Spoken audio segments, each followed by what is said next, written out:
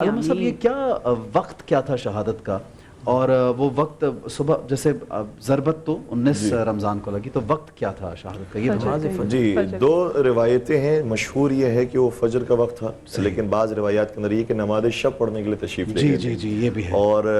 شہزادی ام کلثوم کے گھر پر موجود تھے اس وقت تک، افطار شہزادی کے گھر پر کیا تھا۔ اور دیکھیں بیٹیوں کی خواہش یہ ہوتی ہے کہ باپ کے لیے جو گھر کے اندر بہتر سے بہتر کھانا بنا ہوا وہ پیش کر دیا جائے۔ اب دیکھتے ہیں کہ مولا علی کی بیٹی کے گھر پہ کیا کھانا بہتر سے بہتر بنا ہوا ہے۔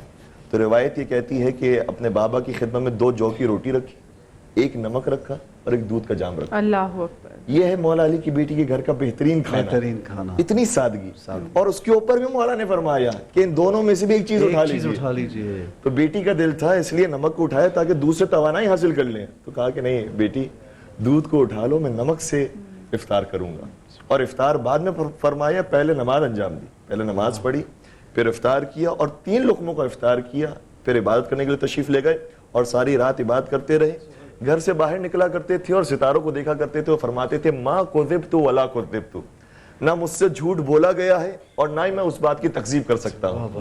اور پھر باہر نکلے تو پھر کبھی مرغابیوں نے راستہ روکا، حسنین کریمین نے راستہ روکا، حتیٰ دروازے کی کنڈی نے راستہ روکا، وہ یا جاندار ہو یا بے جان ہو سبھی چاہتے تھے کہ آج علی رک جائیں۔ ایسی فضا سوگوار پہلے سے تھی 19 کی۔ اور پھر جب مسجد کوفہ کی طرف رخ کیا ہے تو جنہوں نے مسجد کوفہ کی زیارت کی اور بیت علی کی بھی زیارت کی، انہیں معلوم ہے کہ بیت علی کا اور مسجد کوفہ کا فاصلہ کتنا ہے اور وہ کتنی بڑی وسیع و عریض مسجد ہے۔ جب اس مسجد میں تشریف لے گئے تو وہ روایت جو نماز شب کے بارے میں ہمارے ناظرین نے ذرا کم سنی ہے وہ میں آپ کی خدمت بیان کرتا ہوں کہ جب وہ مسجد کوفہ میں داخل ہوئے تو دیکھا کہ اصحاب پراکندہ نماز پڑھ رہے ہیں اور نوافل انجام دے رہے ہیں، تو مولا متقیان بھی محراب عبادت پر تشریف لے گئے۔ ابن ملجم کو موقع ملا کہ اس وقت کوئی بھی موجود نہیں تھا،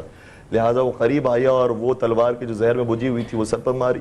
مولا علیہ السلام نے اشاروں کے ساتھ نماز کو مکمل کیا، تلوار مار کر وہ جب بھاگنے لگا تو اصحاب نے اسے پکڑ لیا، اور پکڑ کر جب لے کر آئے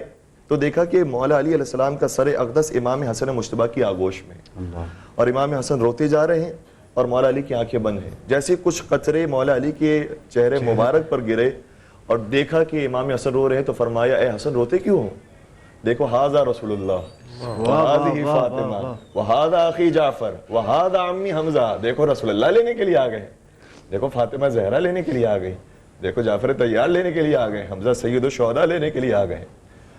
اور پھر امام حسن کے ساتھ اور اصحاب کے ساتھ جب بیت الشرف پہنچے تو کہا اصحاب تمہارا بہت شکریہ، تم نے سہارا دیا علی مرتضیٰ کو اور تم نے بیت الشرف تک پہنچا دیا، لیکن اب اپنے اپنے گھروں میں چلے جاؤ۔ وجہ نہیں بیان کی کیونکہ نام لانا بھی وہ مناسب نہیں سمجھتے تھے کہ اپنی بیٹیوں کا نام اپنی زبان پر لے کر آئے،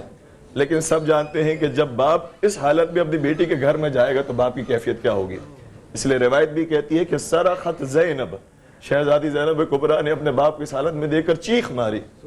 تو اسی لیے پہلے ہی اصحاب کو دور کر دیا تھا کہ تم چلے جاؤ کہ میری بیٹیوں کی آواز بھی کوئی نامحرم نہ دیکھے۔ یہ پردے کا یا امیر المومنین آج کوفہ کے اندر آپ نے اپنی بیٹیوں کی آوازوں کا بھی پردہ رکھا ہے، کل اسی کوفہ میں انہی زینب و ام کلثوم کو بے مخنہ و چادر کوفے کے دربار میں پیش کیا جائے گا۔ اور جب تشریف لائے ہیں اصحاب ویسے تو چلے گئے، ایک تھے صحابی جن کا نام ہے ازبق بن نباتہ، وہ جاتے نہیں تھے، تو امام حسن تشریف لائے، کہا کہ کیوں نہیں جاتے؟ کہا کہ میں زندگی میں ایک مرتبہ اور دیدار کرنا چاہتا ہوں علی مرتضیٰ کا، مجھے ایک اور ملاقات نصیب دے دو۔ تو ازبق بن نباتہ کو اجازت مل گئی، آئے مولا متقیان کی خدمت میں۔ اس وقت مولا علی نے ازبق کو دیکھ کر یہ جملہ شاہ فرمایا سلونی قبل ان تفقدونی، مجھ سے سوال کرو قبل اس کے کہ تم مجھے کھو بیٹھو۔ ازبق بن نباتہ نے سوالات کیے، وہ بھی روایات کے اندر موجود ہیں، اور پھر اسی طریقے سے دن گزرنے لگے اور پھر وہ ایام آگے کہ جو آج کا دن ہے، ظاہر سی بات ہے کہ جو چیز سامنے موجود ہوتی ہے اس کی کیفیت اور ہوتی ہے، جو گزر جاتی ہے وہ تو گزر جاتی ہے۔ اس لیے 2 دن تک جو مولا علی زخمی حالت میں اپنی اولاد کے سامنے رہے نا، وہ بڑا درد بھرا منظر ہے۔ اور یہ روایت کا جملہ ہے ناداہم باسمائہم، پھر ایک وقت وہ آیا جب اپنی ایک ایک اولاد کو ان کے ناموں سے پکارا۔ مولا علی کے 12 کم از کم بیٹے تھے، 15 کم از کم بیٹیاں تھیں، ایک ایک کو نام لے کر بلایا، کہا کہ بیٹا حسن میرے قریب آؤ، بیٹا حسین میرے قریب آؤ، بیٹا عباس میرے قریب آؤ، محمد حنفیہ میرے قریب آؤ،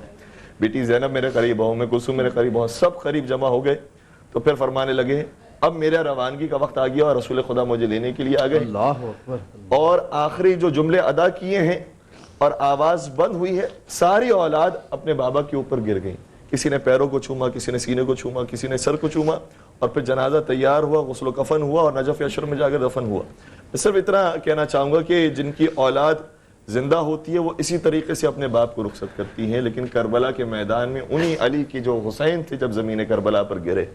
تو ان کے پیروں کو کوئی چومنے والا نہیں تھا، ان کے سینے کو کوئی چومنے والا نہیں تھا، ان کے سر اقدس کو کوئی چومنے والا نہیں تھا، سر اقدس تھا ہی نہیں، اور سر اقدس موجود نہیں تھا۔ یتیم سکینہ سلام اللہ علیہ، ان کی حالت یہ تھی کہ جب اپنے بابا کے لاشے پر پہنچی تو سینے پر جگہ نہیں ملی، پیروں میں بیٹھ گئی، اور پھر شمر آتا ہے اور وہ تازیانہ لے کر آتا ہے۔ تو یہ علی اور اولاد علی پر ڈھائے جانے والے مظالم ہیں جو ہمیں ہر جگہ پر نظر آتے ہیں، جبکہ نبی نے فرمایا تھا اے علی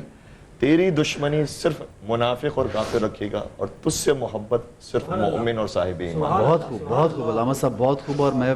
جمیل بھائی، علامہ صاحب نے آج ایسی خوبصورت باتیں بیان کی ہیں کہ جو ہم سب کے لیے سیکھنے کا موقع بھی ہے، اور یہ محفل جو ہے آج ان کے کلام سے، ان کے ذکر سے منور ہے۔